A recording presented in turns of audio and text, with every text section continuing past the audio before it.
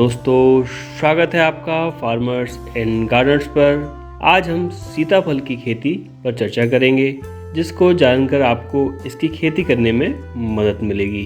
दोस्तों, हम लगभग सभी बिंदुओं को कवर करेंगे। अब पौधरोपण जो है, जुलाई का महीना पौधरोपण के लिए मैंने बताया था उपयुक्त है। बोने से पहले दिन भर हमें, अगर हम बीज का रूट स्टॉक तैयार कर रहे हैं या बीज से लगा रहे हैं, तो उसको बीज क्या है, थोड़ा कठोर होता है और थोड़ा लंबे समय में अंकुरित होता है। तो इसको हमें 3-4 दिन के लिए कम से कम पानी में हम डुबा के रख देते हैं। इससे बीज उसके डुबाने के बाद हम निकाल के फिर हम लगाते हैं तो थोड़ा सा जल्दी उग जाता है। नर्सरी में तैयार करके उखाड़ कर हम जहाँ हम खेत में लगाते हैं तो कई कंडीशन में कई बार पौधा मर जाता है। तो इस परिस्थिति में हमें ये ध्यान रखना है कि हम पूरा जिस बैग में लगा हुआ है उस बैग के साथ ही हम पूरा का पूरा उसे लगा दें। नीचे से केवल हम उसकी तली में जो पन्नी वगैरह अगर वो किसी बैग में है तो उसकी तली से पन्नी हटा के और उसको हम वैसे का वैसा उसको हम गड्ढा खोद के उसमें रख दें। क्योंकि थोड़ा सा भी जड़ डिस्टर्ब होती है उसकी, तो उसका प्रॉपर नहीं लग पाता। अगर आपने 1000 पौधे लगाए और उसमें 100 पौधे ही मर गए तो फिर वो बहुत बड़ा नुकसान होता है और समय का भी हमारा डिस्टर्बेंस होता है। तो इसलिए हमें सावधानी ये बरतनी चाहिए। जो हम गड्ढा खोदते हैं वो हमें 60 × 60 × 60 सेंटीमीटर, मतलब लंबाई चौड़ाई गहराई जो रहेगी वो 60 × 60 × 60 सेंटीमीटर रहेगी। और इस तरह से हम इसको, अगर हम घने रूप में लगाना चाहते हैं तो हम 10x10 फीट पे लगाएं। अगर हम 400 से 500 पौधे लगाना चाहते हैं, थोड़ा सा दूर लगाना चाहते हैं, तो 5 × 5 मीटर पे लगाएं। 5 × 5 मीटर पर लगाएंगे कि 400 पौधे के आसपास लगेंगे। 10x10 स्क्वायर फीट पे हम लगाएंगे तो लगभग 1000 से 1200 पौधे हमारे खेत में लगेंगे। जब हम गड्ढा खोदते हैं तो हमें ध्यान रखना चाहिए, गड्ढा खोद कर हम 15-20 दिन के लिए गर्मी में उसे छोड़ दें ताकि वो गड्ढा सैनिटाइज हो जाए, उसके अंदर जो भी जर्म्स हैं वो ख़त्म हो जाएं। फिर इसमें हम 10 से 15 kg गोबर, इसमें गोबर की खाद, FYM, वर्मी कंपोस्ट जो भी आपके पास उपलब्ध हो वो हम डाल दें। 500 ग्राम करंट की खली और 50 ग्राम NPK, इन सभी को मिलाकर गड्ढे को हमें भरना चाहिए और इसके देने के बाद हमें तुरंत पानी देना चाहिए। स्टार्टिंग में जब हम लगाते हैं तो इसे रेगुलरली पानी की ज़रूरत पड़ती है। अगर बरसात हो रही है तो हमें पानी देने की आवश्यकता नहीं है, और अगर बरसात नहीं हो रही है तो 2 से 3 दिन में, 3 से 4 दिन में हमें इसको नियमित रूप से पानी देना चाहिए। अब अगर खाद और उर्वरक की हम बात करें तो पूर्ण विकसित पेड़ को हमें, जो हमारा एक पूर्ण विकसित पेड़ है, उसको लगभग 250 ग्राम नाइट्रोजन, 125 ग्राम फास्फोरस और लगभग 250 ग्राम पोटास की आवश्यकता प्रति पौधा प्रति वर्ष होती है। इसी कैलकुलेशन के हिसाब से खाद की व्यवस्था करके रखना चाहिए और नियमित रूप से हमें खाद इसमें देना चाहिए। खाद हम टुकड़े में बार दे सकते हैं। 5 भाग में हम उसको बांट लें खाद को, और फिर धीरे धीरे उसको हम 5 बार 1-2 महीने के अंतराल से लगातार हम उसको दें।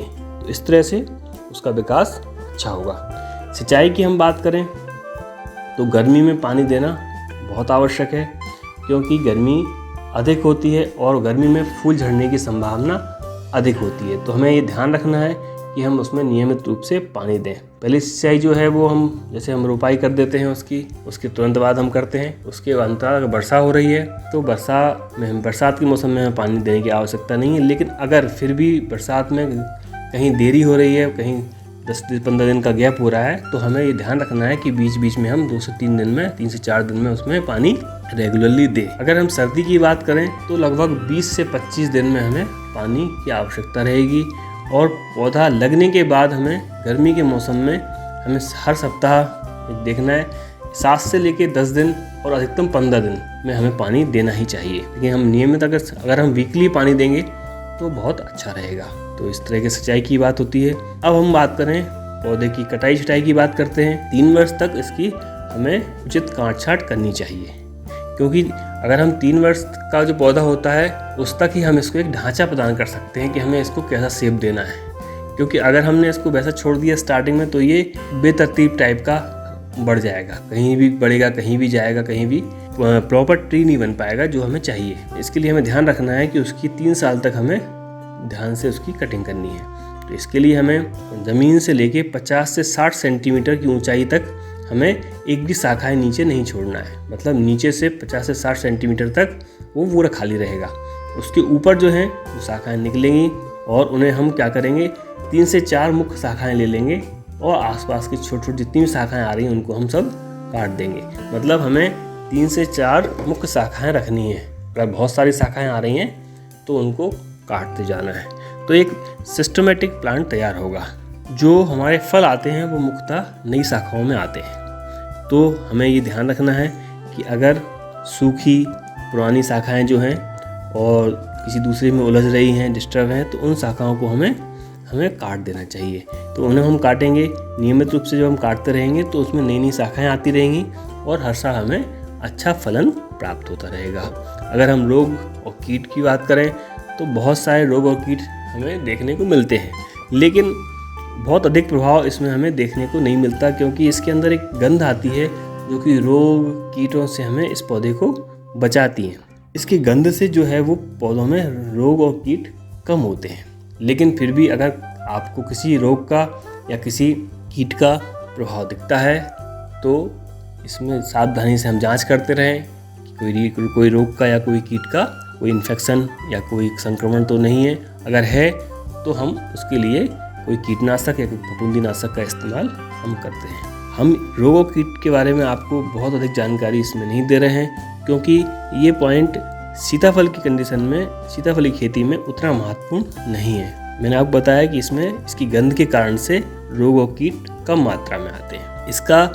इसकी गंध से एक नुकसान भी है कि इसमें इसके कारण से परागण कम होता है।